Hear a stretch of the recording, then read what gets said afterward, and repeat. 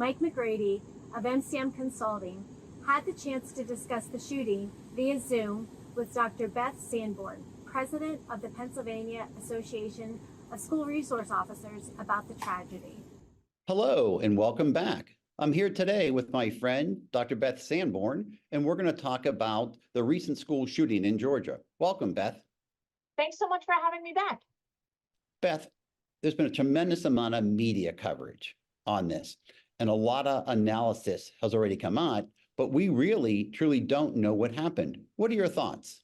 Right now, we're still very numb and raw. It is so very recent, and now is a time to grieve and to allow people to process in their own timeline.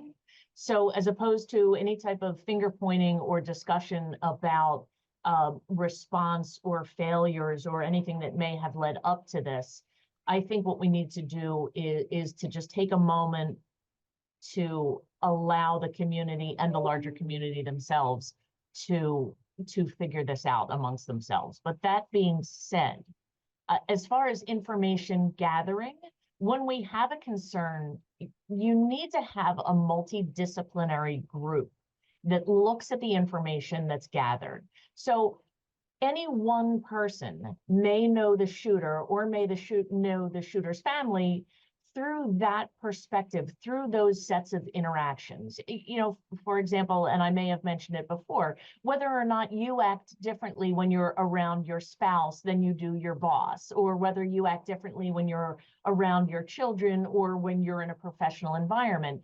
And you may, and it's not because you have multiple personalities, but that's the facet of your personality that you choose to show in that moment. So when we see the body cam footage of the officer standing and talking to the child and his father, the child is showing the facet of the personality that they want to show in that moment. Whereas other people who know that shooter may have seen different glimpses of his personality and his interests. So when we're trying to conduct a behavioral threat assessment, we're looking at all of those different pieces. But the only way for us to see those pieces is if we gather all of that information. We collect the dots so that we can connect the dots. But we can't connect them if we don't have them. We collect the information and then follow that path with where the information leads us. So we know that there were two school resource officers on the scene. One of the officers actually called in the active shooter to dispatch, and they implemented their active shooter response plan. So typically, what would those officers do once they know there's an active shooter in a school? Well, we are trained to respond as well as react. And the reason why I make a distinction between the two is that responding requires preparation. We don't want to have a knee-jerk reaction to an incident, which would be a response.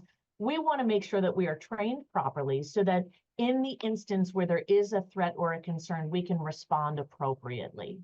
Now, what concerns me is that after instances like this, you're going to have vendors and you're going to have people coming forward and coming out of the woodworks ready to solve the problem. There will never be another school shooting because I have this product to offer, because I have this setup. And there are metal detectors and there's visitor management system and there's window films and door locks and threat assessment models and tools. And some of these vendors say, like, I can prevent this. And the reality is that no one person, no one product, no one team can stop this. It requires us all to work together, to leave our egos at the door and realize that metal detectors are great when they work in conjunction with and alongside of and multi-layered with, and then insert and fill in those blanks. There's one common thread to all of these tools and these products, though, and that's the human element. We cannot rely solely on technology to solve a problem. We're humans, and therefore some of our behavior is unpredictable. Requiring that human element who can pick up on those subtleties of behaviors, of cues, of language, are so incredibly important so that when we have these other physical tools on our tool belt and in our schools, we can then combine the knowledge and the expertise and the experience of that human, in this particular case, those school resource officers, who knew their students, knew the school environment, knew the emergency operations plans, knew how to get in touch with other emergency services, who were then able to engage with the shooter and get him to surrender. Those school resource officers did a tremendous job. And it's that human element of having someone who is professional, having someone who is specifically selected and trained appropriately and properly equipped to be able to do that job. Thank you, Beth. And you had mentioned a plan, and typically there is a plan in place for the police, the fire, emergency medical services, the 911 center, emergency management, and of course, the school district. Do you want to talk a little bit about like the planning process that takes place? So when an unfortunate incident like this occurs, that you have a good response and hopefully the best outcome possible. You know, I would love to take credit for this quote, but it's not mine. If you give someone a plan, it collects dust.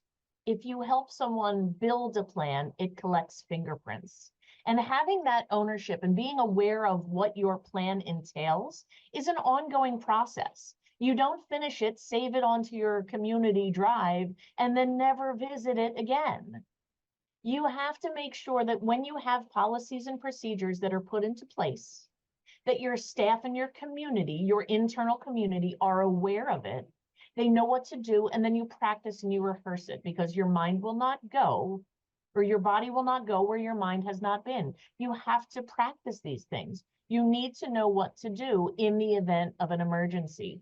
And typically when we're working with our schools and encouraging these conversations to happen and these trainings, you know, I have found that folks don't get bent out of shape and upset about fire drills. They're just a part of the community. It's just part of what we do. So what I encourage people to do is, you know what, throw a wrench into the works. When you're conducting a fire drill, close off an exit. Close off a door, hold up a sign that says there's a fire here, you can't get out this way, to encourage someone to use that critical thinking and say, well, if we can't go this way, then let's go this way instead. And when it comes to an active shooter, if you suggest to a school community that we're going to practice an active shooter drill, suddenly folks get upset and they get anxious and they get worried. And that critical thinking might go out the window. But if we start off slow and say, listen, you use these same critical thinking skills in a fire drill. What's the difference with an active shooter drill?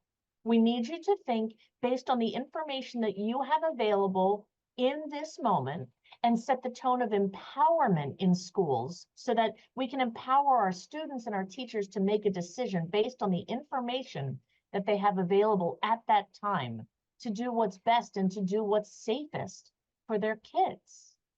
You have to practice. Beth, it's always a privilege and pleasure to talk to you. I think every 2 weeks we see each other now, but I really enjoy it. And, you know, I've been doing this for 38 years, but I learn something every single time that we chat. And I think our viewers actually learn things. And don't forget, viewers, you're more than welcome to send questions in for me, Beth, or anybody on our team that we can answer for you on the air. But thank you very much again. Thank you. And thank you so much for including PASRO. We truly are invested in our schools, our kids, and our communities, and we love what we get to do. You're welcome. Thank you.